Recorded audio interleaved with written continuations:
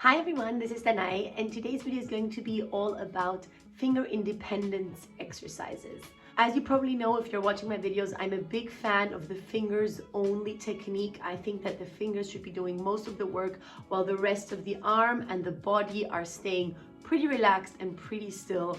And I think that the fingers are capable of doing amazing things, but for them to be able to do that, we really need to train their strength and their independence. And today I want to focus on the independent bit by showing you some exercises that I do that really help improve that finger independence when playing the piano. So if you're interested in that, then keep on watching.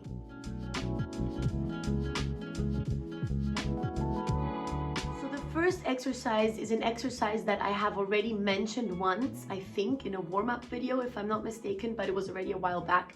And it is, I find, a very helpful exercise. It is an exercise that I do every single day. No matter in how much of a rush I am, this is the one exercise that I do. I feel like when I've done this, my fingers kind of have woken up, they're activated and ready to play whatever they need to play. So what the exercise is you take the 5 fingers and place them next to each other. I start on the C, and then obviously my 5th finger is on the G in my right hand. And then you first only play the thumb and the 2nd finger very slowly, very legato, and you lift the wrist upwards when you're done and play the last note in kind of a staccato motion. And then you play it fast. So first slow, legato, and then very fast as you can. After that, you always add one note. So first you only did C, D. Now you will do C, D, E, D, C. Next thing you will do is C, D, E, F, E, D, C, and so on.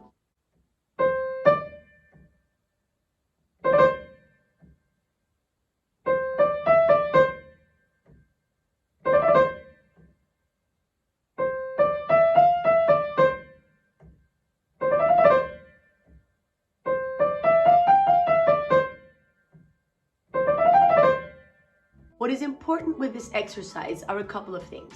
First of all, you don't want to do anything with your arm.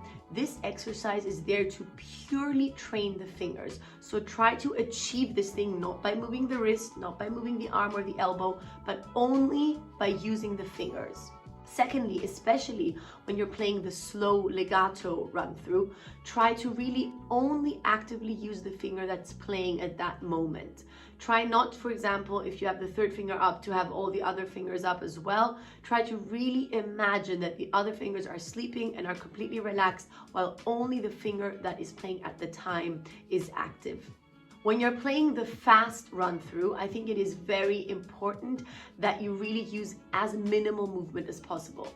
In general, using minimal movement is something that I find so helpful when playing fast passages, when playing technically hard passages. And this is an exercise where you can train that. Really keep your body incredibly still. Your arm is doing basically nothing. Your elbow isn't doing anything either, and your wrist also is kind of just accommodating the fingers, and use the minimal movement that you need to use in order to be able to play this little passage. So when you're done with that, you turn it around. So you start with the 5th finger and go 5-4, then 5-4-5, 5-4-3-4-5, and so on.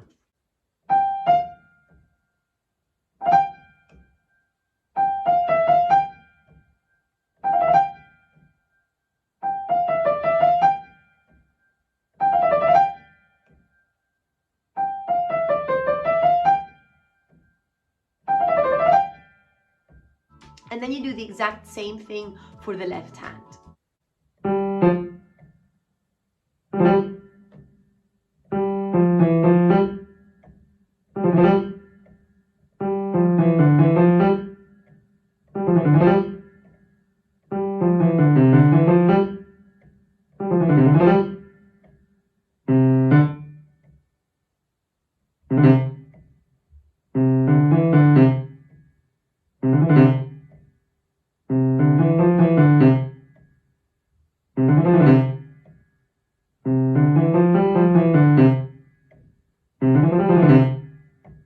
After you've done that, you do the same exercise, only you include the black keys as well. So you again do 1, 2, 3, 4, 5, only you don't place them on C, D, E, F, G, but you place them on C, C sharp, D, D sharp, E. So this is a bit of an uncomfortable position because your second and your fourth finger are kind of lifted up there on the black keys, but this is an excellent position to train that independence even in a more uncomfortable position. So the exercise is going the exact same way. You start with a slow legato, then you play it fast, and you always increase it by one note. Do the same thing also vice versa, so starting from the fifth finger and then going downwards, and then you also do the same thing for the left hand, including the black keys.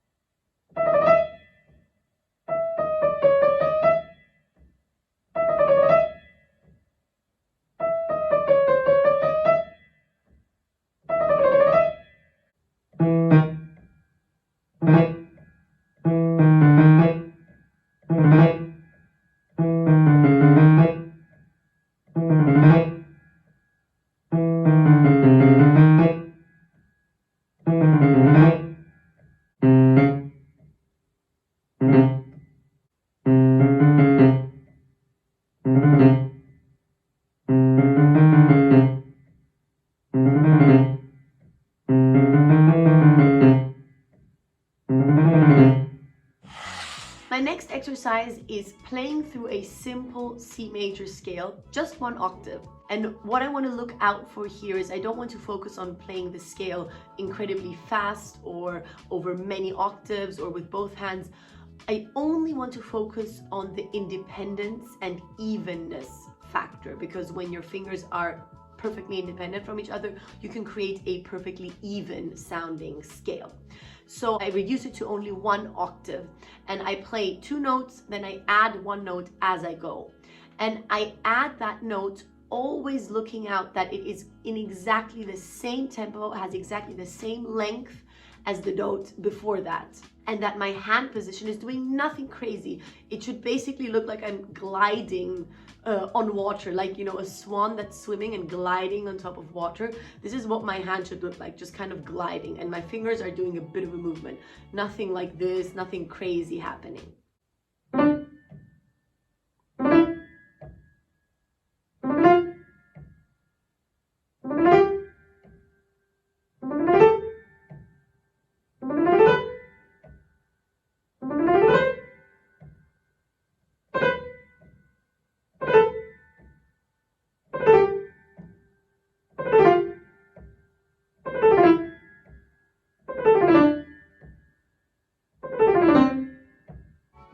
And I do the same thing for the left hand.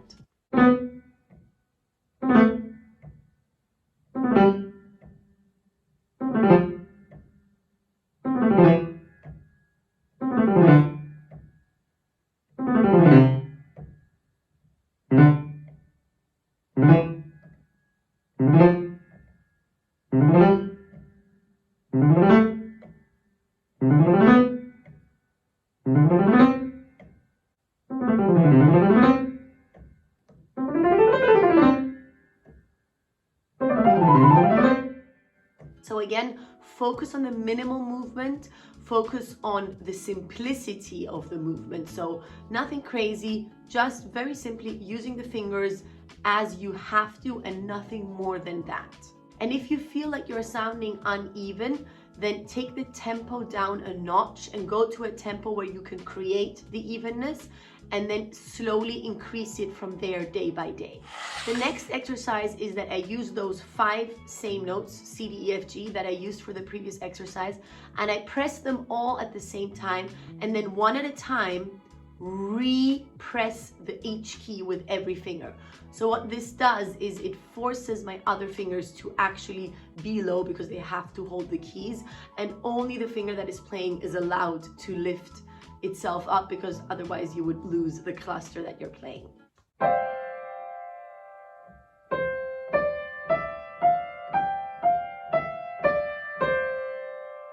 Again, when you're playing this, try not to do this movement of the wrist moving up and down with every key that you play. The wrist is completely relaxed and only the finger is moving. Then I do the exact same thing for the left hand again. The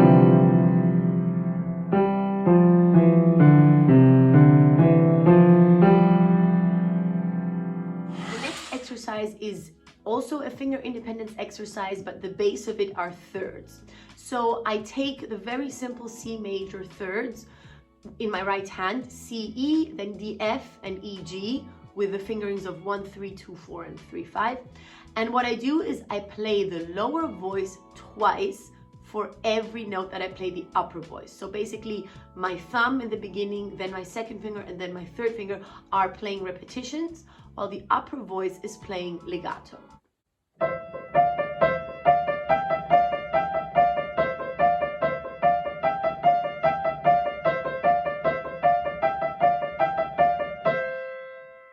Then I also turn this around.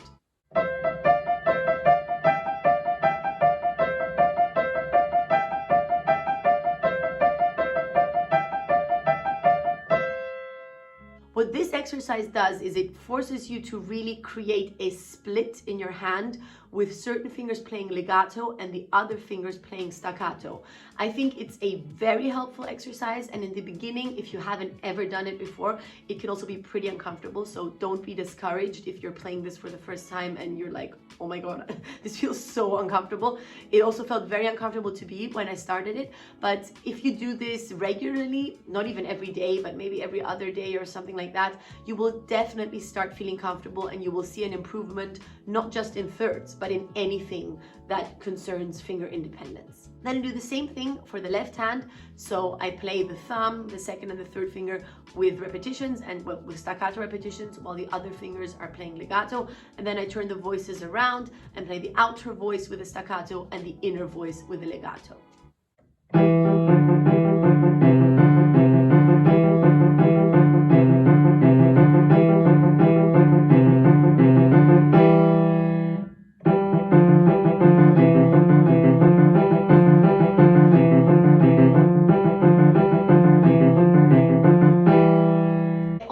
Transfer the position to thirds including black keys. So for that, I very simply take the thirds of the D flat major scale. So the notes would be D flat F, E flat, G flat, and F, A flat. And the same thing for the left hand, and I do the exact same exercise.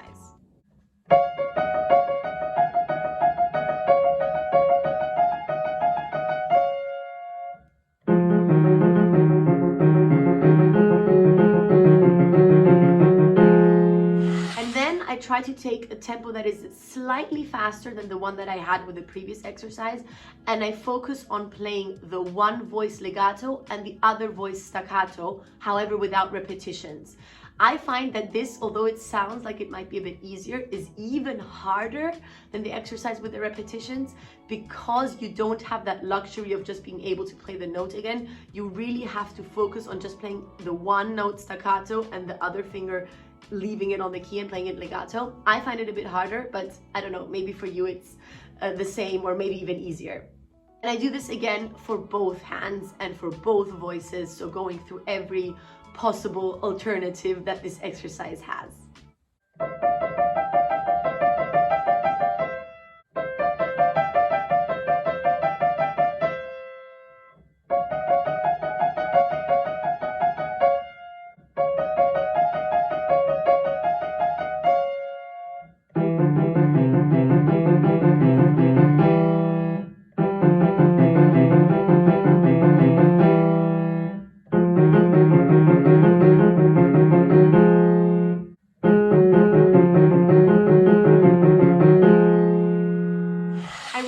Enjoyed this video, that you found it helpful and interesting.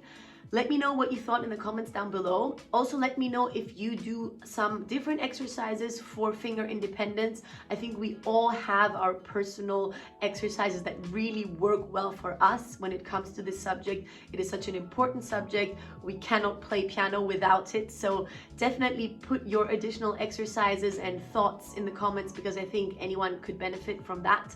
And I'll see you again in the next video. Bye!